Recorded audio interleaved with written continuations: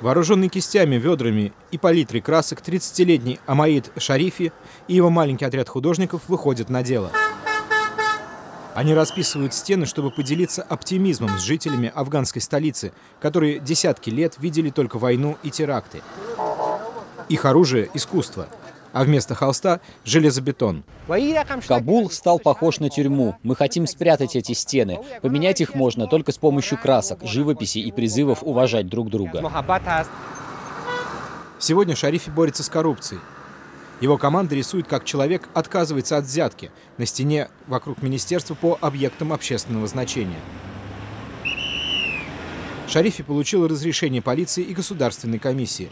Он надеется, что эти рисунки станут катализатором перемен. Главными героями в Афганистане всегда были ружье и меч. Это наша история. Новое поколение мало знает о тех, кто добивался перемен с помощью пера и живописи. Поэтому мы взялись за кисти. Мы хотим построить новую жизнь с помощью кистей. Кроме Шарифи и его команды, в Кабуле немало уличных художников, скрывающих под слоем краски следы недавней войны. Еще несколько лет назад здесь были голые стены.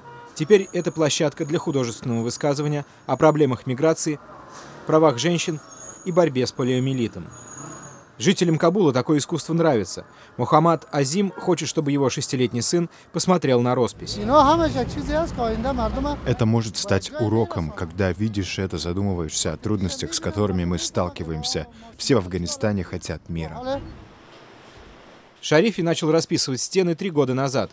До этого он участвовал в создании художественного объединения Art Lords, в которое входят 30 художников. Начиная с 2014 года они расписали 50 стен в столице и около 200 в других регионах страны. Художница Шакила Рахими – одна из тех, кого Шарифи привлек к этой работе. Благодаря пожертвованиям из-за рубежа и контрактам с некоммерческими организациями Рахими и ее коллеги смогли преодолеть сопротивление властей и апатию общества.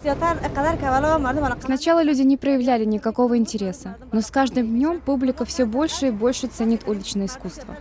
Когда мы заканчиваем очередную стену, посмотреть на нее приходит много людей. Им нравится то, что мы делаем. 6 часов кропотливой работы позади, остались последние штрихи, и антикоррупционная фреска готова. Она рассказывает прохожим, что бюджет государства принадлежит народу, а не коррумпированным чиновникам. И напоминает, что Афганистан может начать жить по-новому.